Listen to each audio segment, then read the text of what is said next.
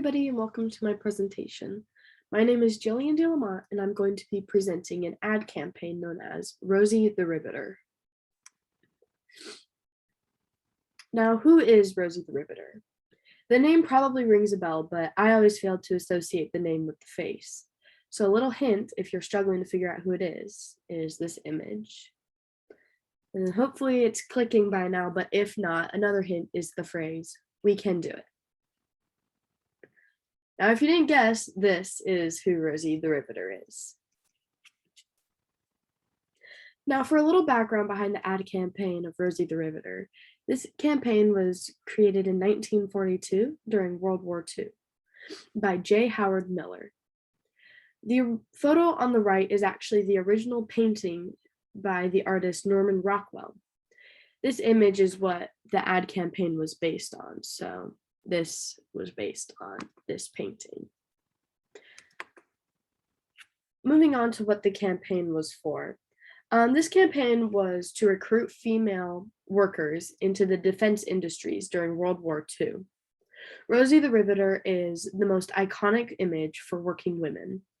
Between the years 1940 and 1945, the percentage of working women jumped from 27% to 37%. Now, it may seem low, but compare this number to 1920, where the percent of women working was 20%. And by the year 1945, 1 in 4 married women worked. Now for the significance that Rosie the Riveter had on the United States. The main significance this ad campaign had was that it changed the workforce forever. This call for women to work was supposed to be temporary. However, if you look at the workforce nowadays, you probably see that that is not true.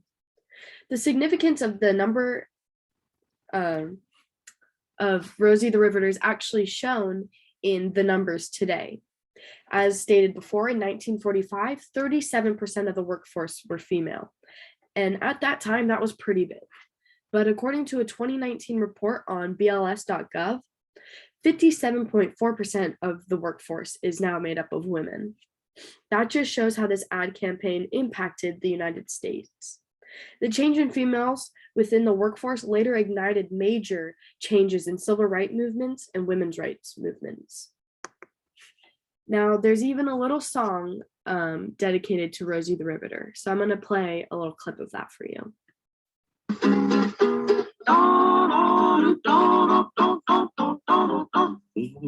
All the day long, where the rain or shine, she's a part of the assembly line. She's making history, working for victory. Rosie the Riveter keeps a sharp lookout for sabotage, sitting up there on the fuselage. That little friend can do more than a man can do. Rosie the Riveter. Rosie's got a boyfriend, Charlie. Charlie, he's a Marine. Rosie is protecting Charlie, working overtime on the riveting machine. When they gave her a production need, she was as proud as a girl could be. There's something true about red, white, and blue about Rosie the Riveter.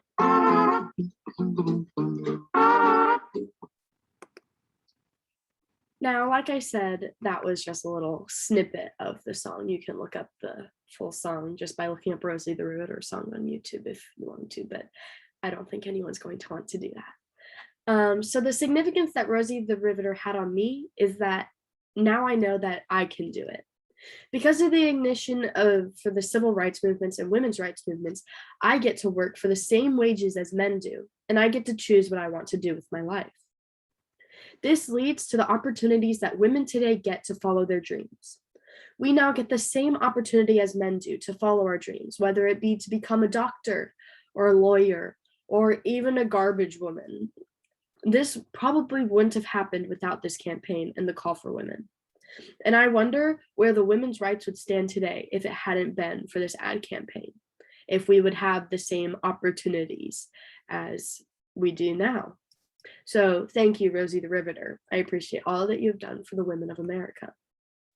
And here are my citations that I used for my presentation, and that concludes my presentation. Thank you all for listening, and I just want you to remember that you can do it.